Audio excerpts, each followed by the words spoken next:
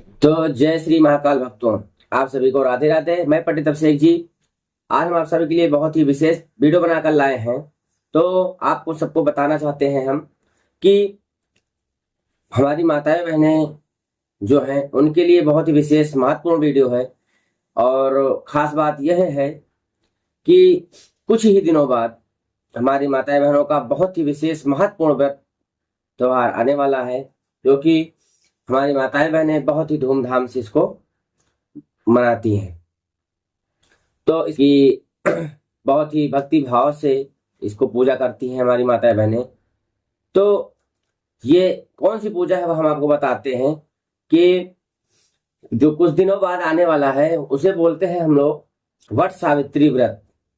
तो वट सावित्री व्रत क्या है, वट सावित्री व्रत कब पड़ेगा, किस माह में और किस तारीख को है, वह भी हम आपको वीडियो में बताएंगे। और वट सावित्री व्रत पूजा के लिए हमें क्या क्या सामग्री चाहिए और वट सावित्री व्रत पूजा के लिए हमें पूजा विधि क्या है, कैसे किया जाता है, तो वह हम आपको वीडियो में बताएंगे सब कुछ। तो आप सभी से आशा है कि अगर आप चैनल पर नए आए हैं तो चैनल को सब्सक्राइब कर लें, जिससे आपको सनातन धर्म से जुड़ी सभी जानकारी प्राप्त होती रहे। तो चलिए हम आपको बताते हैं कि वट सावित्री व्रत कब है और किस माह में पड़ेगा, क्या मुहूर्त है इसका। तो मित्रों, वट सावित्री व्रत जो कि ज्येष्ठ माह की अमावस्या तिथि 5 जून 2024 को शाम को 7:54 से प्रारंभ होगी और इसका समापन 6 जून 2024 को शाम 6:07 पर होगा। लेकिन उदया तिथि के अनुसार हम सभी जो भी वे त्योहार मानते हैं उदया तिथि के अनुसार मानते हैं। तो उदया तिथि के अनुसार वट सावित्री व्रत का व्रत जो है वह हमारा 6 जून को माना जाएगा। और इस दिन जो भी महिलाएं माताएं बहनें हैं वो वट सावित्री व्रत का पूजन जो है दिन में 11:52, जिसे अभिजीत मुहूर्त भी कहा जाता है, तो 11:52 से आप दोपहर 12:48 के बीच कर सकती हैं। इसके लिए आपको बहुत ही शुभ मुहूर्त है। तो आपको पूजन करने में कोई भी अड़चन, जैसे कि कोई मन में ऐसी बात तो कोई नहीं होगी, क्योंकि अभिजीत मुहूर्त में ऐसा मुहूर्त है जो कि सबसे शुभ मुहूर्त माना जाता है। तो हम आपको अब आगे बताते हैं कि वट सावित्री व्रत में जो भी पूजन में सामग्री लगती है वह भी हम आपको बताते हैं कि वट सावित्री व्रत में क्या सामग्री लगती है और उसके बाद वट सावित्री व्रत का पूजन की विधि क्या है, कैसे पूजा करते हैं, वो आप बताएंगे। तो चलिए बताते हैं आपको कि वट सावित्री व्रत पूजन में क्या सामग्री लगती है। तो वट सावित्री व्रत में पूजन में जो भी सामग्री लगती है, जैसे हम आपको स्क्रीन पर दिखाएंगे भी कि आपको दिक्कत ना हो, आप नोट कर सकते हैं। तो और हम बोल भी देते हैं जिससे आपको सुनने में भी दिक्कत ना हो। तो वट सावित्री व्रत पूजा में हमें सर्वप्रथम तो वट वृक्ष के नीचे पूजन होता है। तो हमें एक वट वृक्ष जहां कहीं भी हो वहां पे आपको जाना है। उसके बाद भीगे काले चने, बांस का पंखा, कलावा, मौसमी फल जैसे आम, लीची, अक्षत, अगरबत्ती, फूल लाल और पीले भी हो तो कोई अच्छी बात है, केले का पत्ता, नए वस्त्र। जो लोग पहली बार वट वृक्ष सावित्री व्रत कर रहे हैं उनके लिए कपड़े का बना वर वधु का जोड़ा, मिट्टी का घड़ा, दीप, घी, मतलब दीप समझे आप, दीप जो है दीपक, रुई बत्ती जो होती है दीपक बनाने के लिए, ठीक है, वो हम आपको बता रहे हैं। दीपक भी चाहिए ना, तो धूप बत्ती, अगरबत्ती, दीप, रोली और तांबे के लोटे में गंगा जल मिलाकर, ठीक है, सिंदूर, फल मिठाई इत्यादि, माला, पुष्प, जो भी हमने आपको सामग्री बताई यह सब आपको पूजन में लगनी है। तो आपको पूजन में यह सब जरूरी है, ठीक है।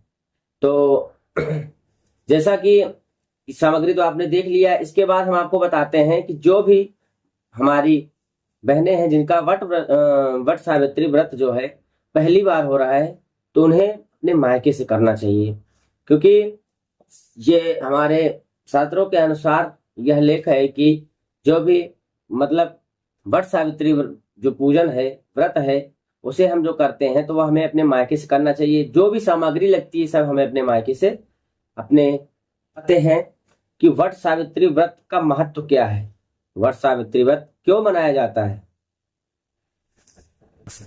तो चलिए बताते हैं आपको कि वट सावित्री व्रत का महत्व क्या है। तो वट सावित्री व्रत ज्येष्ठ माह के कृष्ण पक्ष की अमावस्या तिथि के दिन वट सावित्री व्रत किया जाता है। कुछ स्थानों पर इसे पूर्णिमा पर भी उपवास व्रत किया जाता है, बहुत से लोग करते हैं। तो ऐसा कहा जाता है, मान्यता है कि वट वृक्ष में भगवान विष्णु जी, ब्रह्मा जी और भगवान शिव जी का वास होता है।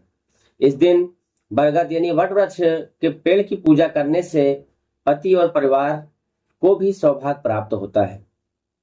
पौराणिक कथा के अनुसार इस दिन व्रत करने से पति की अकाल मृत्यु का खतरा भी टल जाता है। सबसे पहले सुबह से उपवास करके महिलाएं वट वृक्ष यानी बरगद के पेड़ की पूजा करती हैं। ऐसा करने से पति की लंबी उम्र और संतान प्राप्ति की मनोकामना भी पूरी होती है। कथा के अनुसार सावित्री ने अपने पति सत्यवान, आपको संक्षेप में बताते हैं क्योंकि कथा की वीडियो मैं अलग से बना दूंगा तो आपको सहयोग मिलेगा। तो कथा के अनुसार मान्यता ऐसी है कि सावित्री ने जो अपने पति की, मतलब जो उनका पति का नाम था, सत्यवान नाम था, उनके प्राणों की वापसी के लिए, प्राणों को लौटाने के लिए उन्होंने यमराज को विवश कर दिया था और उन्होंने इसी दिन अपने पति के आयुष्मान होने पर पुत्रवती होने का वर यमराज से मांगा था। तो हमने आपको बताया, अब इसकी कहानी जब आपको बताएंगे दूसरे वीडियो में तो आपको समझ में आएगी कि इसका कितना बड़ा महत्व है। हमने आपको शॉर्टकट में बता दिया जिससे आपको परेशानी न हो, बहुत बड़ा महत्व है इसका। तो चलिए हम आपको बताते हैं कि इसकी पूजा कैसे करें, क्या विधि है। तो चलिए आपको बताते हैं कि पूजन कैसे करना है वट सावित्री व्रत का।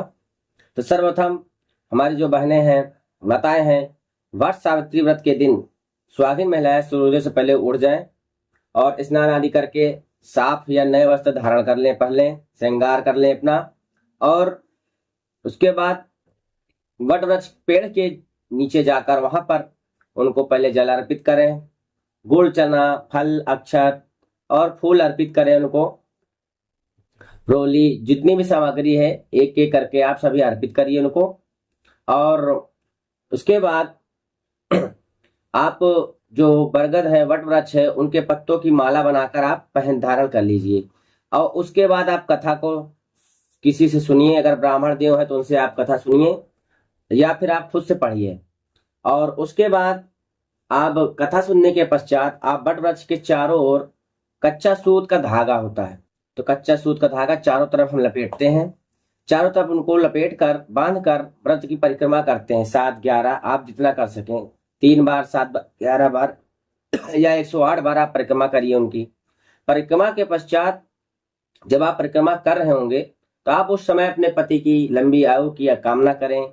जो भी कामना आपकी इच्छा है आप उनसे कामना करिए, प्रभु आप जो तीन त्रिदेव हैं हमारी यह इच्छा पूर्ण करें, हमारे घर में सुख समृद्धि बनी रहे, ऐसा कहकर अपनी कामना को प्रकट करिए भगवान के सामने वट वृक्ष में, ठीक है। और उसके बाद जब पूजन समाप्त हो जाता है, पूजन करने की परिक्रमा करके भगवान से प्रार्थना करके, इसके बाद आप अपने घरों में बड़ों का आशीर्वाद प्रदान करें। और यह सब हमारी जानकारी के हिसाब से हमने आपको जो बताया, बहुत ही सोच में ज्यादा परेशान न होने वाली विधि बताई है हमने आपको।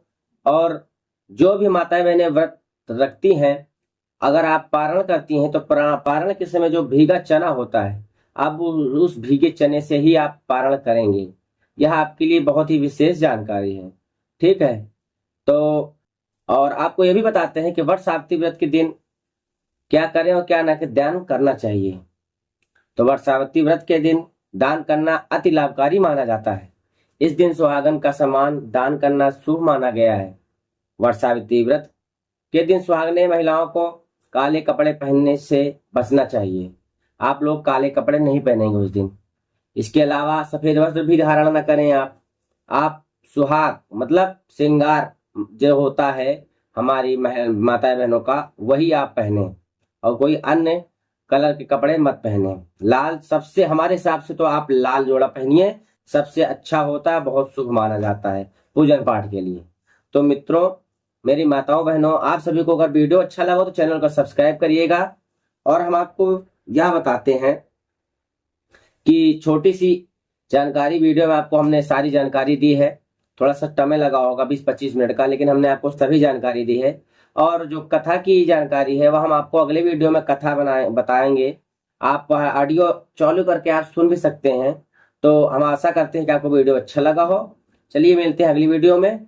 जय श्री कृष्णा, राधे राधे, जय श्री महाकाल।